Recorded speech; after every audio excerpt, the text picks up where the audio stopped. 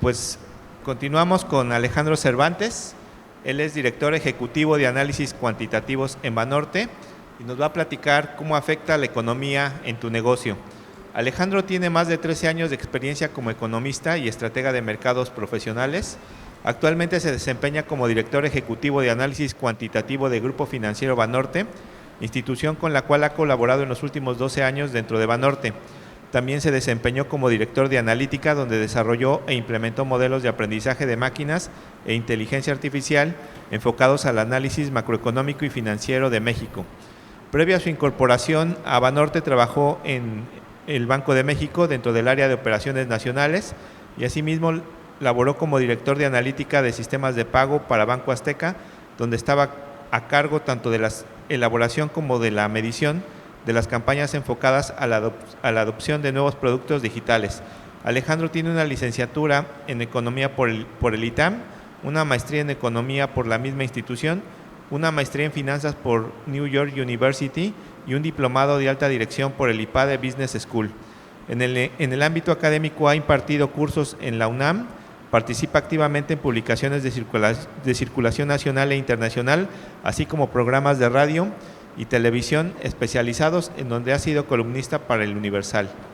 Pues bienvenido, Alejandro. Muchas gracias. Adelante.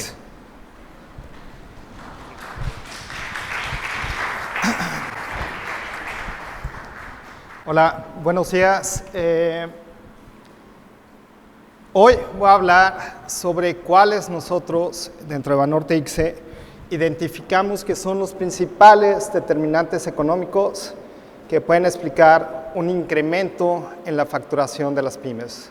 La presentación va a estar dividida en 4 secciones. La primera es básicamente explicar el modelo de Machine Learning e Inteligencia Artificial que desarrollamos en Banorte para poder determinar las 10 principales variables macroeconómicas que pueden explicar que sus ingresos aumenten en el corto y mediano plazo.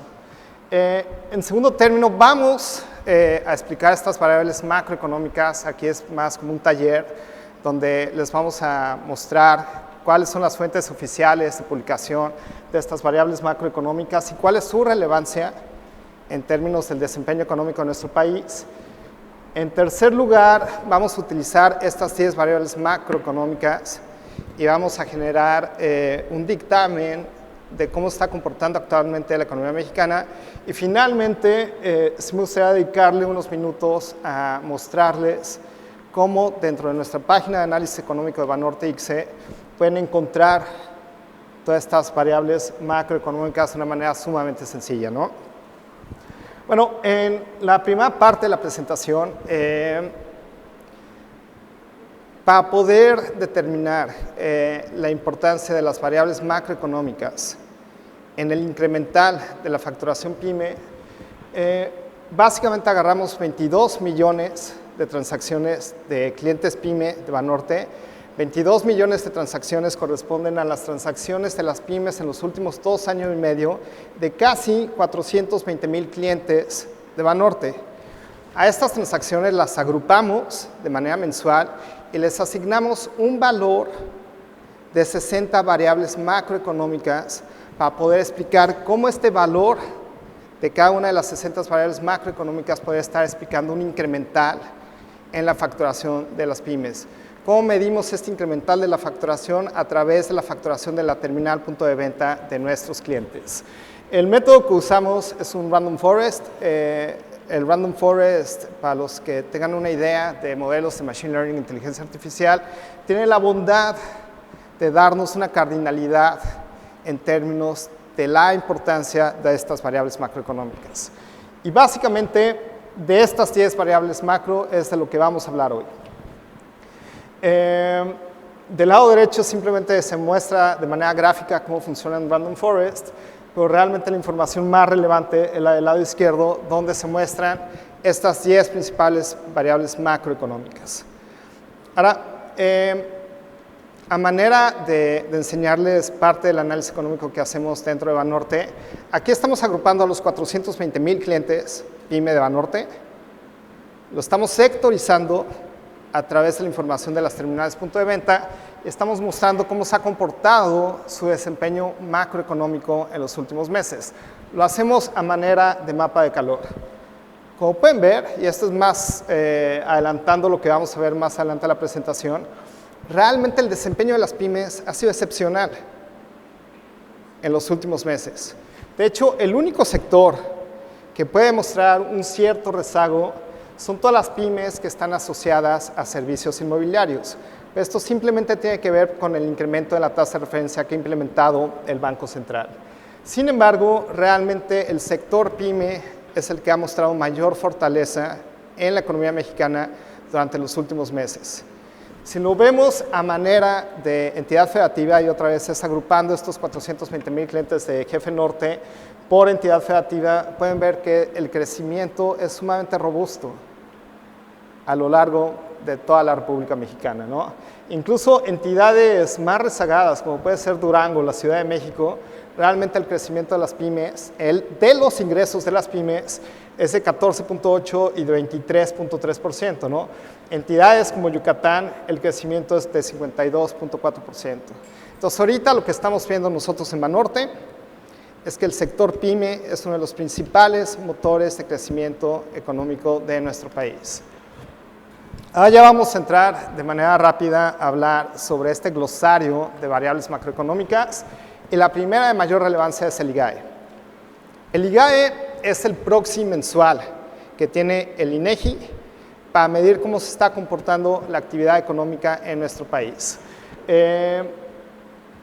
Como ya comenté, es de frecuencia mensual. Desafortunadamente tiene un fuerte rezago de 54 días respecto al mes en cuestión que está reportando.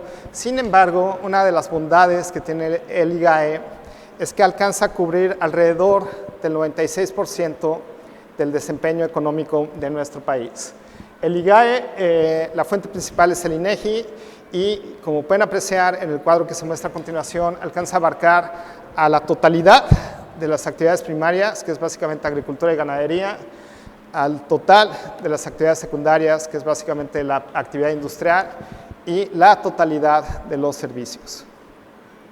Ahora, en términos del Producto Interno Bruto, es así como está dividido el IGAE. El 3.3% corresponde a las actividades primarias, el 33.1% corresponde a la producción industrial, que está dividida en 4 subsectores. Este indicador lo vamos a explicar más adelante con mayor detenimiento, y el 63.6% del IGAE lo compone el sector de los servicios.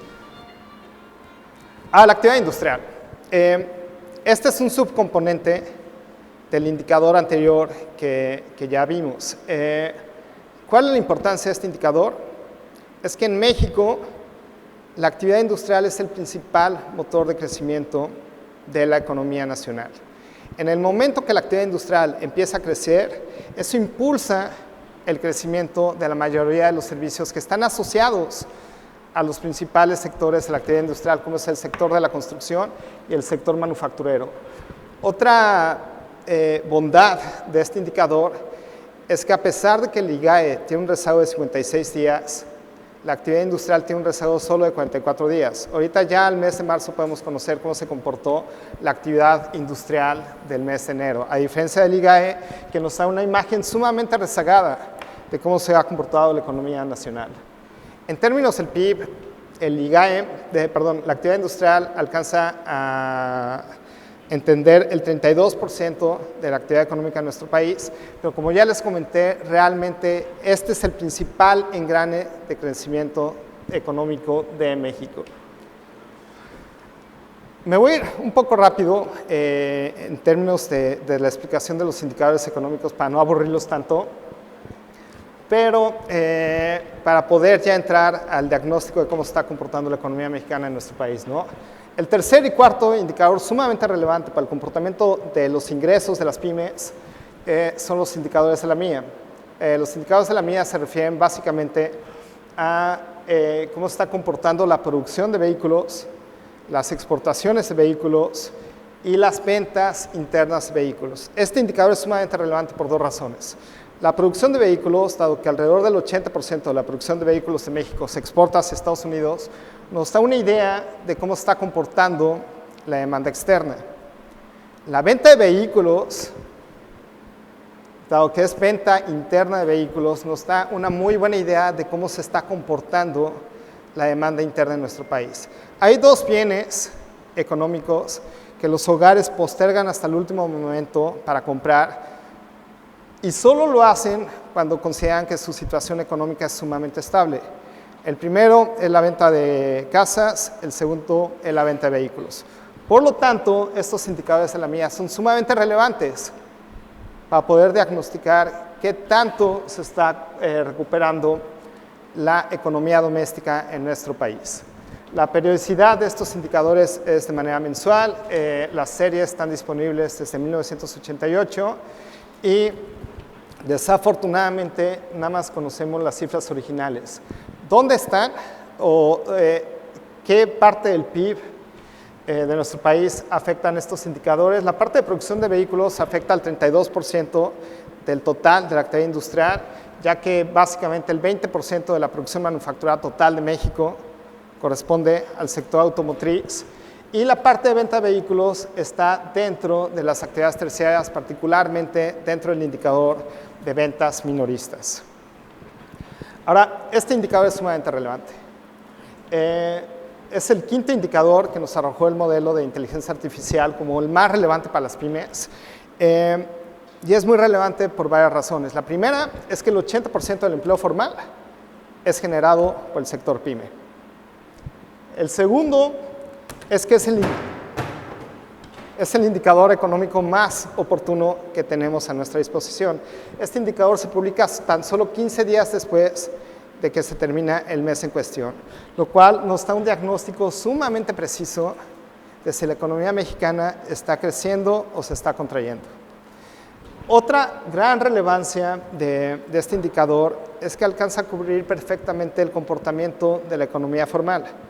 Los trabajadores asegurados del IMSS lo único que está midiendo es cómo está variando el número de asegurados de IMSS, y esa variación es lo que nosotros conocemos como la creación de empleos formales.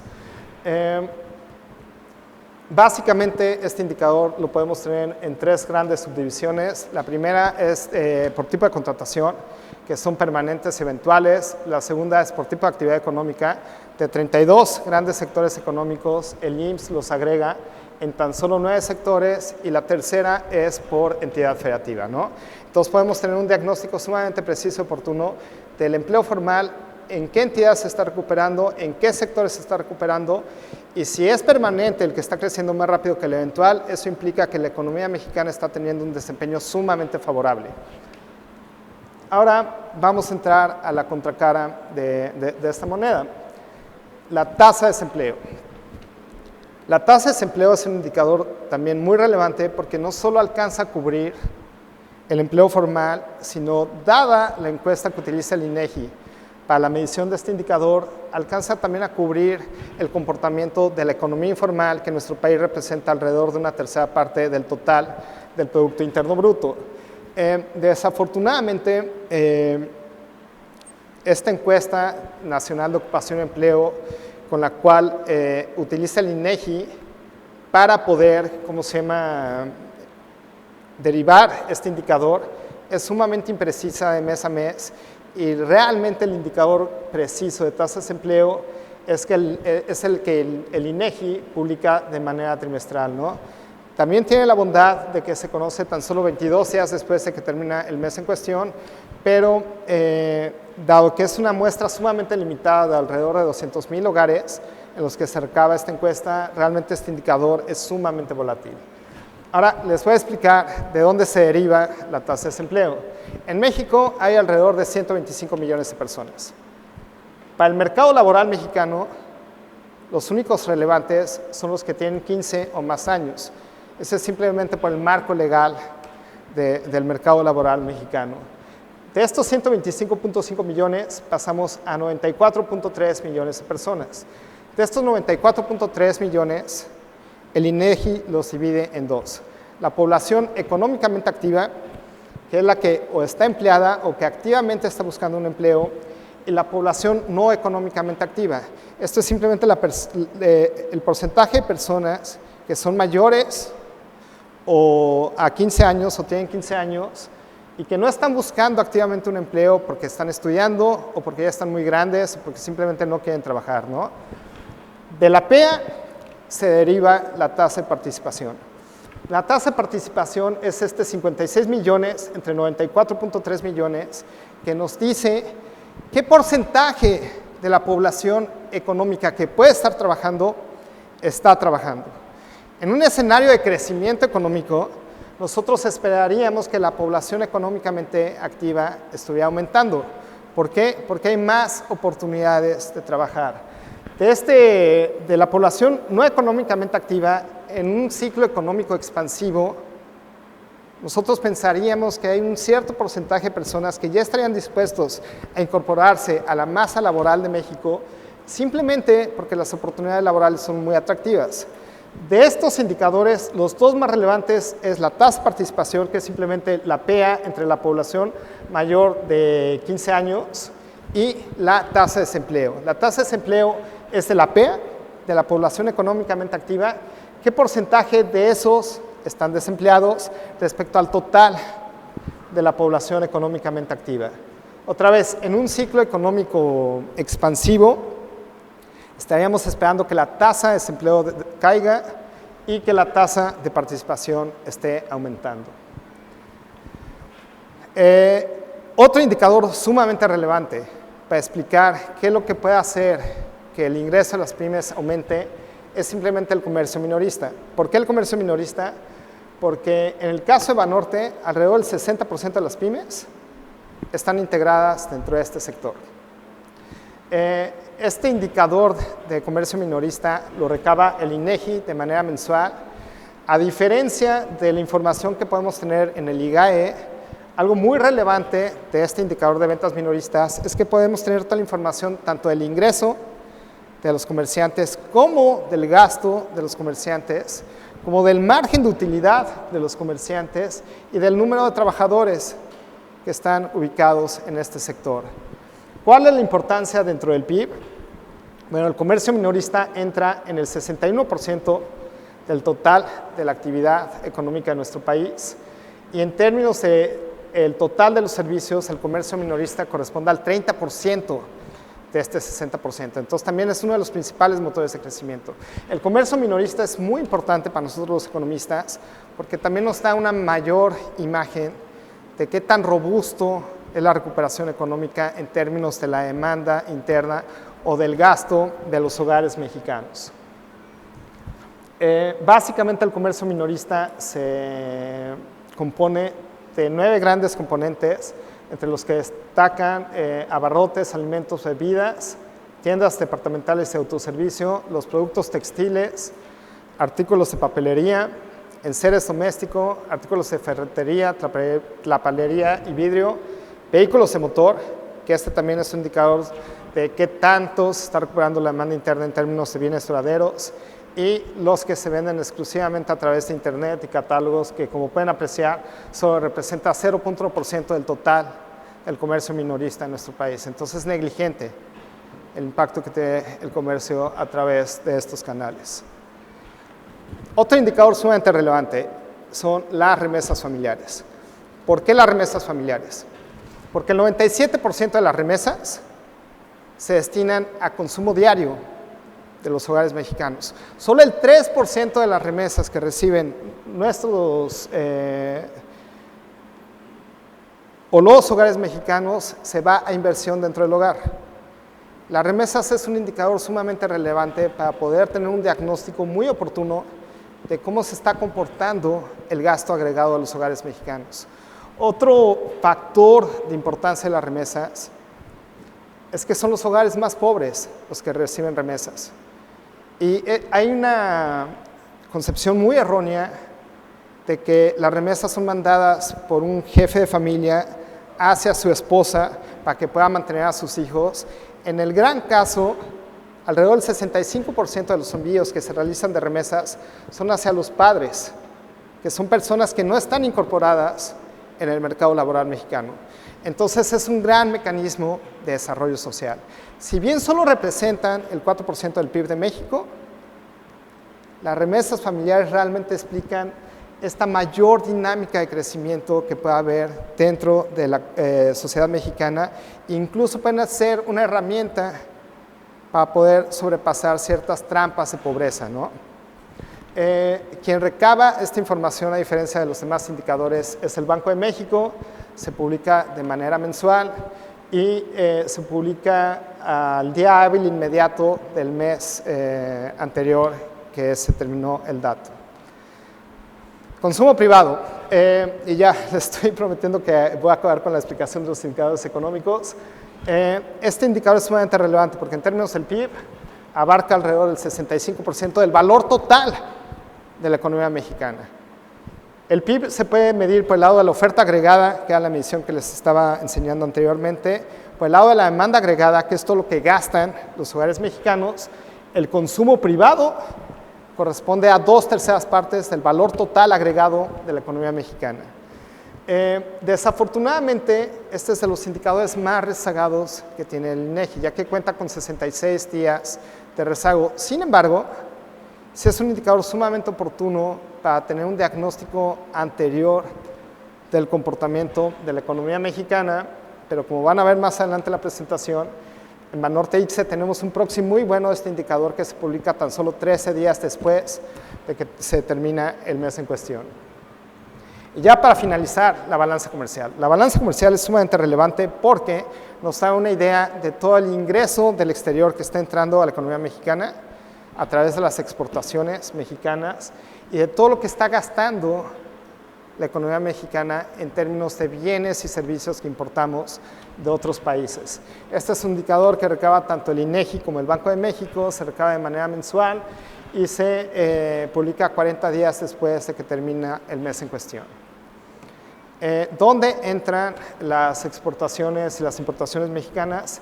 Entran justo en el rectángulo chiquito que se encuentra al principio del total del PIB mexicano.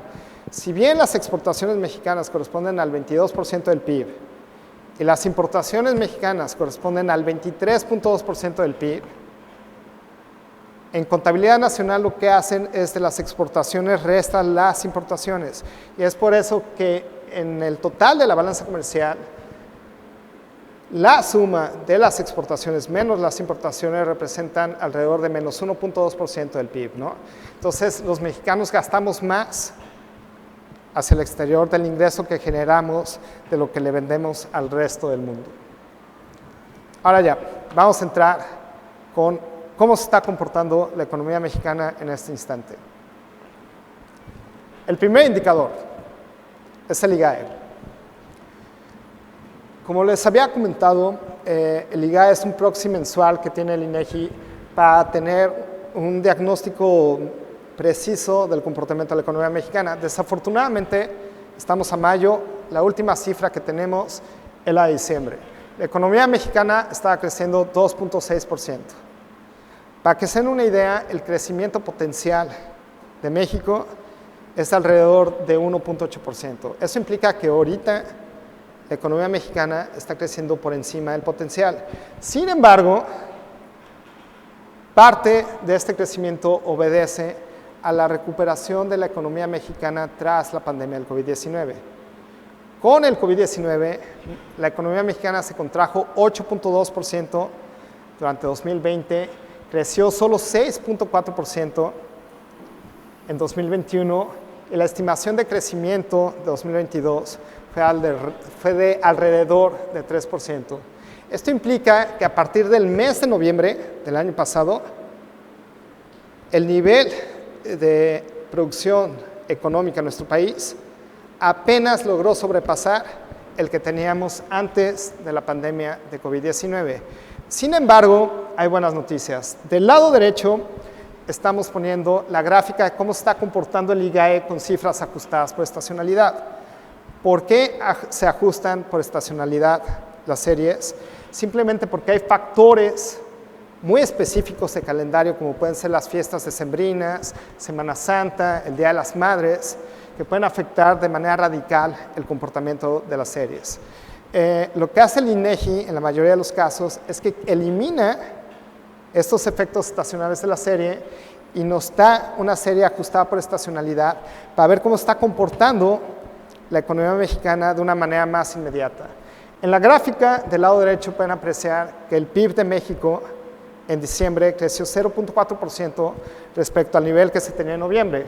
A pesar de que cayó alrededor de 0.3 en noviembre, como pueden ver en la gráfica, realmente para la mayoría de los meses el crecimiento económico fue positivo.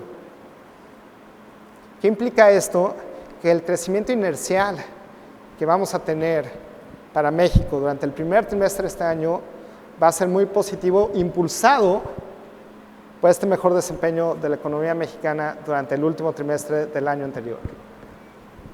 A la producción industrial. Como ya les había comentado, este indicador es relevante porque si este engrane empieza a girar, los demás engranes de la economía mexicana también empiezan a funcionar.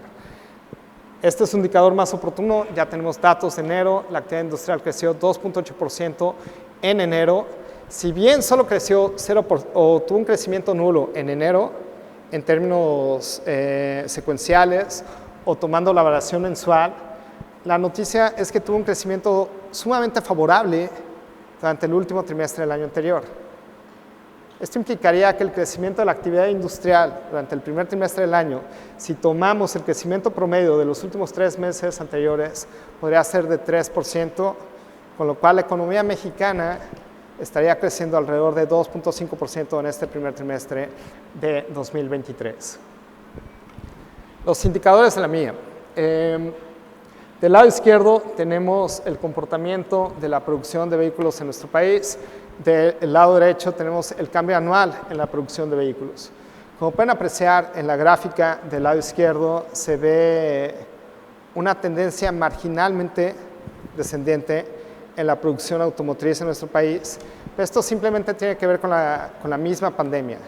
Durante 2021 y 2022 hubo fuertes disrupciones en la cadena de suministros de insumos productivos del sector automotriz a los principales productores. ¿Qué implica esto? Que dado la falta de movilidad en economías emergentes como fue China, México no pudo importar las partes necesarias para poder incrementar de manera radical su producción automotriz. Sin embargo, la buena noticia es que esta cadena de reabastecimiento de suministros productivos para el sector automotriz ya se está recuperando fuertemente y es muy probable que la producción automotriz en México sea uno de los principales motores de crecimiento durante 2023. Si bien la tasa de crecimiento de la producción de vehículos en México fue solo de 4.4% en enero, nosotros esperamos que la producción de vehículos crezca alrededor de 6% durante todo este año.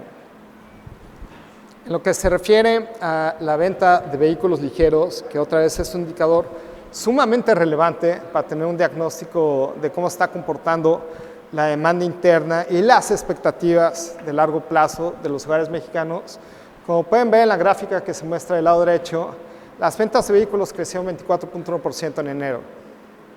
Esto también tiene que ver con el hecho de que el año pasado no había vehículos en México para vender, pero el que las ventas de vehículos se hayan expandido 24% en enero implica que los hogares mexicanos sí están viendo que la recuperación económica puede ser sostenida durante todo este año. Ya entrando a los indicadores del mercado laboral, como pueden apreciar en la gráfica que se muestra del lado izquierdo, tenemos la creación total de empleos formales. En febrero tuvimos una creación de 176,000 empleos. Las barras que están en negativo simplemente indican el comportamiento del mercado laboral en diciembre.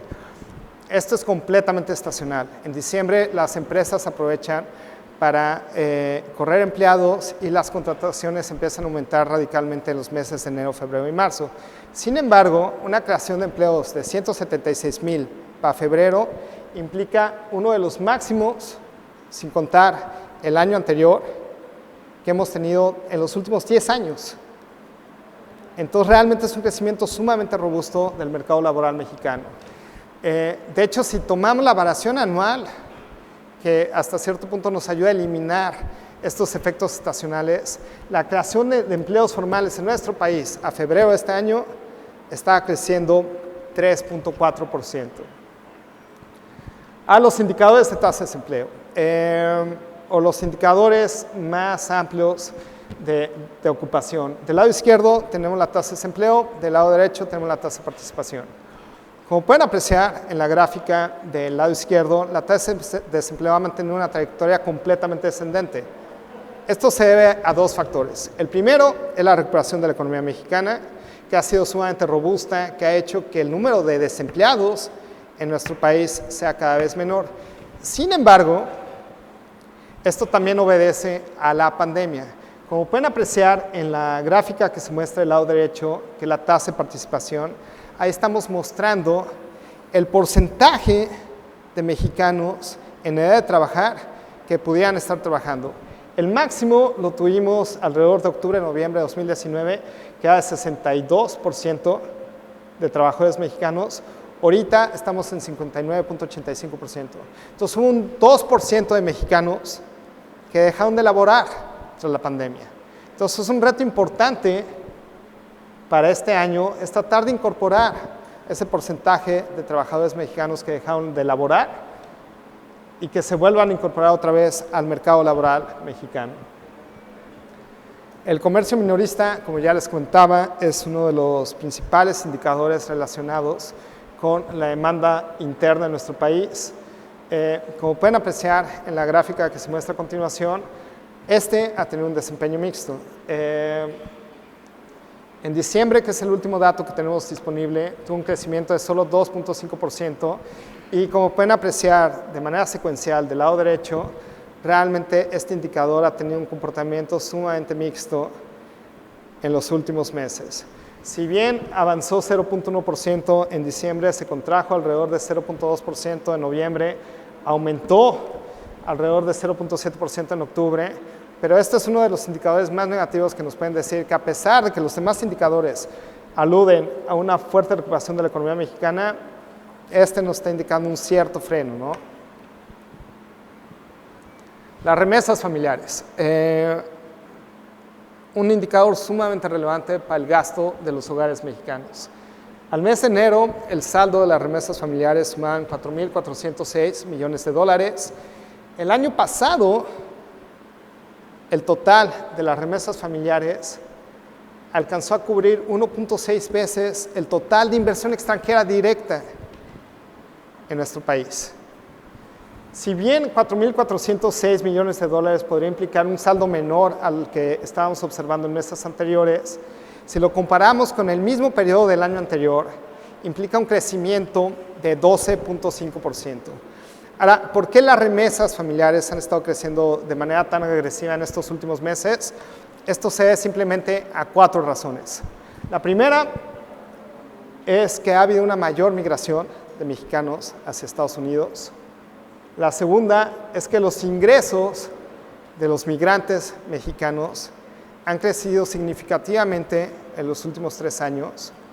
De hecho, si comparamos la masa salarial, que es el total de ingresos de los migrantes mexicanos en Estados Unidos con el PIB de México, 33 millones, el ingreso de 33 millones de mexicanos en Estados Unidos alcanzan a cubrir el 70% del PIB de nuestro país. Entonces, este fuerte crecimiento en el ingreso de estos 33 millones de migrantes mexicanos es lo que también explica este fuerte alza en, en el envío de remesas.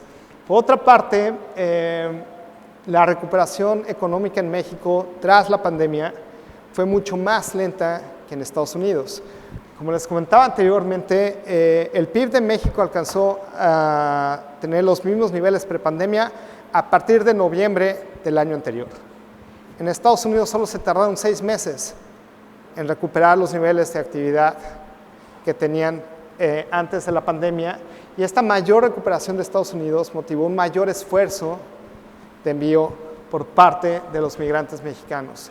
Y la cuarta razón es simplemente la fuerte trayectoria ascendente que ha tenido la inflación en estos últimos meses, lo que ha motivado que los migrantes mexicanos tengan que enviar más dinero para que este dinero les alcance a sus familiares a comprar bienes.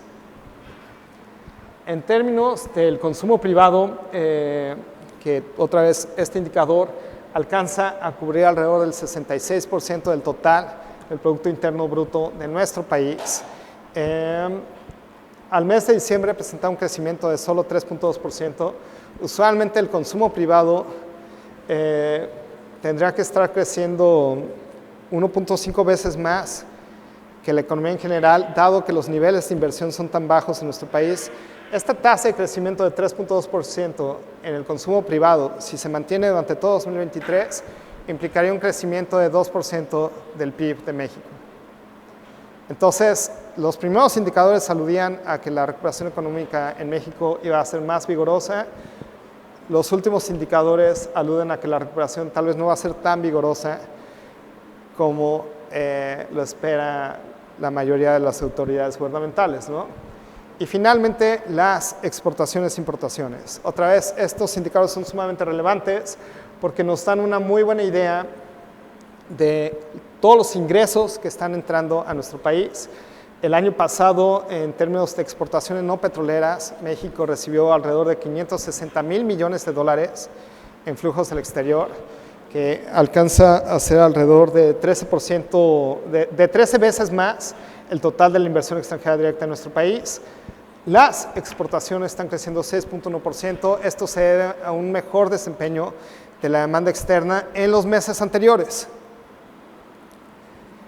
La mayoría de los economistas esperan una ligera recesión económica en Estados Unidos, lo cual implica que el crecimiento de las exportaciones va a ser mucho menos dinámico hacia adelante.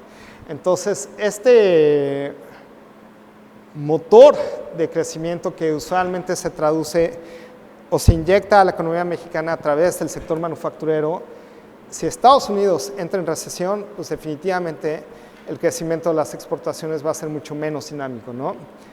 Y en términos de las importaciones, realmente estas continúan en expansión, pero como pueden apreciar en la gráfica que se muestra a continuación, realmente la trayectoria es descendente, ¿no? Entonces, realmente las importaciones aluden a dos cosas. La economía mexicana no está gastando tanto en bienes del exterior, pero este menor gasto también tiene que ver con el menor ingreso que se espera hacia adelante, ¿no? Gran parte de las importaciones que realiza México son importaciones de bienes intermedios que se utilizan para el sector manufacturero. Si las importaciones o la trayectoria de las importaciones es descendente, eso implica que las empresas no tienen un panorama muy positivo de crecimiento para la economía mexicana. Todos estos indicadores aluden a que la economía mexicana este año podría estar creciendo entre 1.5 y 1.9%, que es el pronóstico de Banorte. Ahora, todos estos indicadores están dispersos en las páginas del Banco de México, de la MIA, del INEGI. Nosotros, en el área de análisis económico de Banorte, decidimos crear una página de internet donde ustedes van a poder tener un fácil acceso a todos estos indicadores de manera regional. En la parte de abajo se puede apreciar la dirección de nuestra página de internet. Si entran a la parte de análisis cuantitativo y regional, van a poder ver estos tableros. Estos tableros ya agrupan de una manera mucho más visible que un PowerPoint toda la información que les acabo de comentar en esta presentación. Está el ITAE, que el ITAE es el proxy del IGAE, pero por entidad federativa. Entonces ustedes pueden tener un diagnóstico sumamente oportuno de cómo está comportando la recuperación económica de México de manera diferenciada por entidad federativa. Están los indicadores de inflación, con un ranking de entidades federativas y con un mapa de calor, para que ustedes puedan apreciar realmente cuáles son los focos de peligro en términos de inflación. Y todos los 10 indicadores que les comenté actualmente están ubicados en la página de análisis económico de Banorte. Ahora, algo también que está bien de nuestra página es que tenemos los principales pronósticos económicos de las variables macroeconómicas que ya les comenté. Eso está en el tablero que se encuentra en la parte inferior de la página. Si bien para este año no somos los economistas más positivos en términos de crecimiento, llevamos 5 años siendo los mejores pronosticadores del PIB en el sistema financiero. Entonces, de los pronósticos que podrían estar encontrando en el mercado, definitivamente los de Banorte son los más precisos. Y yo creo que podemos dejar un espacio a preguntas y respuestas. ¿Alguna pregunta? Aquí. Gracias. Una observación y más bien una duda con referencia a la inflación, por ejemplo, versus las tasas de interés que están fluctuando tanto, sobre todo por la Reserva Federal.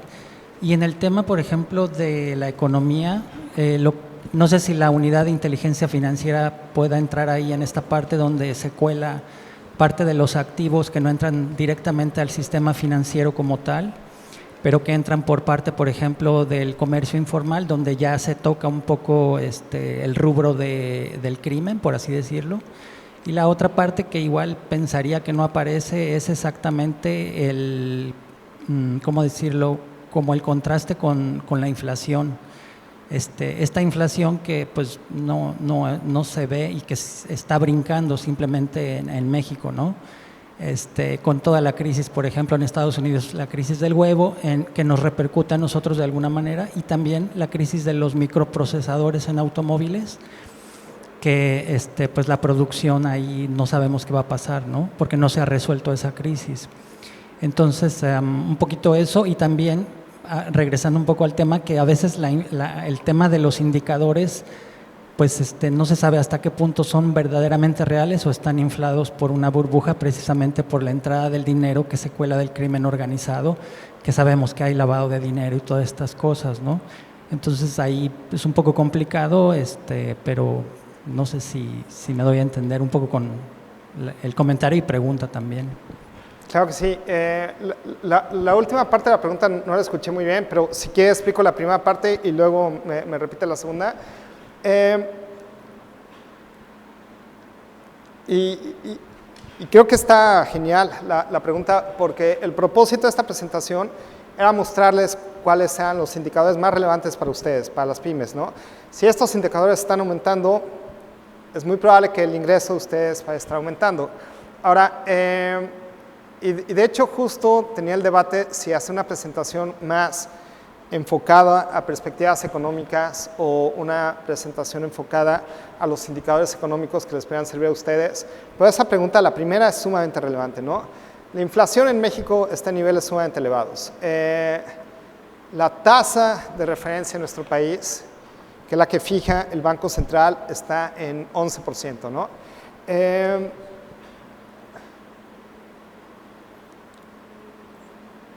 La primera parte de la pregunta, Banco de México, a diferencia de otras autoridades monetarias en el mundo, actuó de manera sumamente oportuna. Y esto no fue con la actual gobernadora, esto fue con Alejandro Díaz de León. A partir de agosto de 2021, el Banco Central empezó a aumentar la tasa de referencia. Lo hizo de una manera muchísimo más oportuna y rápida que el Fed en Estados Unidos. Y esto hasta cierto punto ha ayudado a minorar el impacto inflacionario. Ahora, aquí cabe entender algo. Hay un rezago de 12 meses entre que el Banco de México empieza a aumentar la tasa de referencia y la inflación empieza a descender. Ya hemos visto que la inflación está descendiendo. De hecho, lleva 4 meses, la inflación general lleva 4 meses consecutivos a la baja, la variación anual, lo cual son sumamente buenas noticias. La expectativa del mercado es que hasta hace una semana es que el Banco de México iba a incrementar la tasa de referencia a 11.75, iba a implementar 3 incrementos adicionales de 25 puntos base, y obviamente esto tiene un impacto sumamente adverso sobre el desempeño de la economía, ¿no? No es lo mismo solicitar un crédito cuando los CETES están a 4%, o la TIE está a 4%, que cuando la TIE está a 11.75%, ¿no? Ahora, lo que pasó la semana pasada con el Silicon Valley Bank cambió totalmente la perspectiva de política monetaria hacia adelante, ¿no? Yo creo que ahorita el actuar de los bancos centrales y tal vez no, México no tiene este problema porque México desafortunadamente y afortunadamente tiene una banca sumamente segmentada en 8 grandes participantes y esos 8 participantes no tienen ningún problema de liquidez, entonces no habría problema en términos de contagio para la economía mexicana, pero muy probablemente la expectativa de que el Banco de la Reserva Federal de Estados Unidos continúe incrementando la tasa de referencia, ya muchos participantes del mercado no la tienen. ¿Qué implica para México? Si bien Banco de México todavía podía incrementar en 75 puntos base la tasa de referencia, llevándola de 11,75%, posiblemente ya no lo hagan, o posiblemente hagan un incremento de solo 50 puntos base y tengan que recortar la tasa de referencia antes de lo que estaban esperando. Ahora es una gran pregunta porque el Banco de México se ha estado preocupando muchísimo por el tema inflacionario, pero realmente no ha tenido ninguna preocupación sobre cómo esta tasa de interés tan alta le puede estar pegando al desempeño de la economía mexicana. Muy probablemente los efectos de una tasa de interés tan alta los veamos sobre el desempeño económico de nuestro país a partir del segundo semestre de este año. Y ahí lo que veríamos es una desaceleración muchísimo más pronunciada del crecimiento económico de nuestro país. Y va a lograr el cometido, ¿no? Que va a ser bajar la inflación simplemente porque la demanda agregada va a disminuir, pero definitivamente tiene un costo de crecimiento económico sumamente fuerte, ¿no? Y ahora sí, si me puede repetir la segunda pregunta, por favor. Pero yo creo que sin micrófono porque rebota mucho.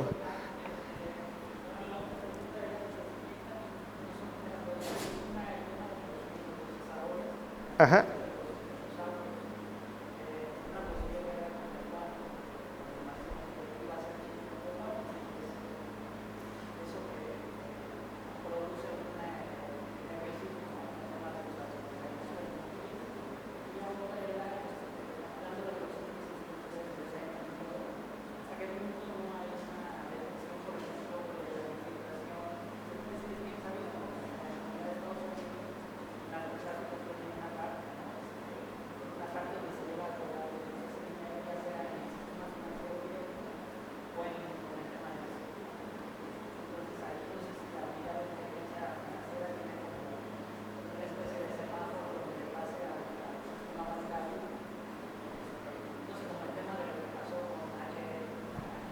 Uh-huh.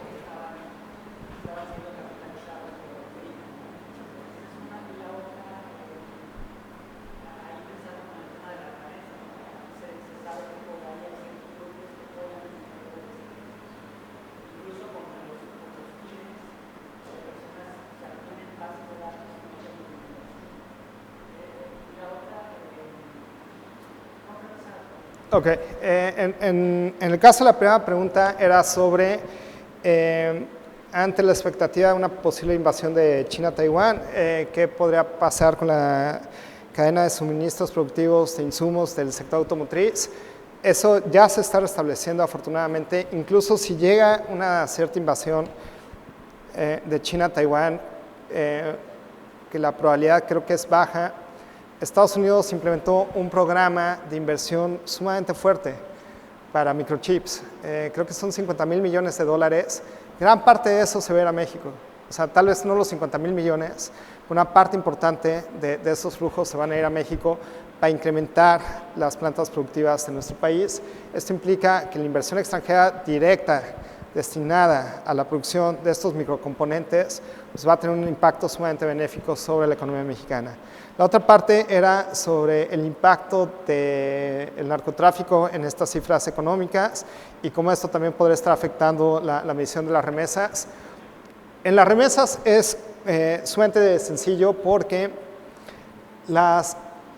y esto es tal vez un error contable del Banco Central, alrededor del 95% de las remesas que registra el Banco Central son a través de transferencias electrónicas.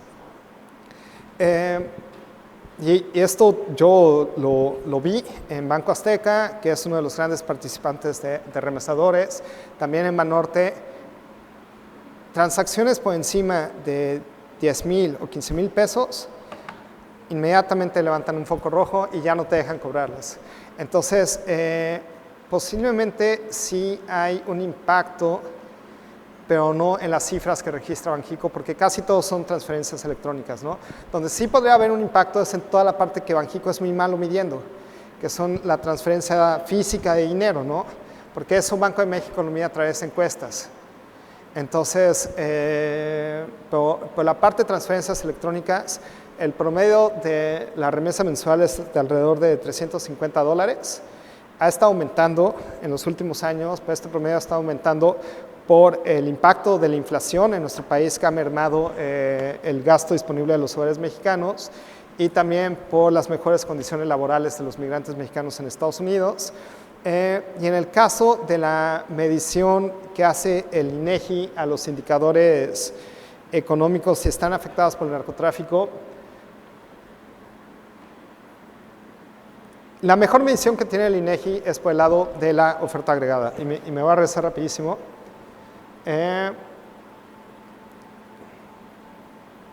Ahí está. Tú puedes medir el PIB a través de dos ecuaciones. La oferta agregada, que es la suma de estas 4 barras, los impuestos, actividades primarias, secundarias y terciarias. El INEGI da a conocer la información del PIB 54 días después de que acaba el trimestre en cuestión, y todo esto son datos contables, donde podrías ver una cierta contaminación de la parte del narcotráfico en las cuentas nacionales, es en el PIB medido por la demanda agregada, que es justo esta barra. La contraparte de la medición del PIB es todo lo que se gasta en la economía mexicana, que es el consumo privado, que ya vimos que es 66%, el gasto de gobierno, que es lo que gasta el gobierno comúnmente, que representa 12%, la formación bruta de capital fijo, que es otra forma de decir inversión. Hay un error estadístico que es de 1.2%, y que son, bueno, la variación de existencias, que son los inventarios que tienen los establecimientos comerciales, y el saldo de la balanza comercial, ¿no? Hay otro rubro que tiene el INEGI que se llama error estadístico, que hace que cuadre la ecuación de demanda agregada con la oferta agregada. Ese error estadístico es de alrededor de 2%, que es donde podrías estar capturando la parte del narcotráfico. Si son dólares que están ingresando a México, tú puedes suponer que esos dólares se están gastando, y ese diferencial haría que el PIB por el lado de la demanda agregada fuera más alto que el de la oferta agregada. Actualmente sí lo es, pero históricamente el PIB de oferta agregada siempre es más alto que el de demanda agregada. Entonces, y es lo bueno de contar con instituciones tan sólidas como el INEGI, ¿no? El INEGI realmente, si bien hace un trabajo tarde, porque muchas de estas cifras están muy rezagadas, hace un trabajo excepcional en que sean sumamente precisas, ¿no? Y muchísimas gracias por la pregunta. ¿Alguien más? Si no, le agradecemos su participación a Alejandro Cervantes, le damos un fuerte aplauso. También le hacemos entrega de tu diploma y un obsequio. Muchísimas gracias. Muchísimas gracias. Muchas gracias, Alejandro. Gracias. Sí, por supuesto.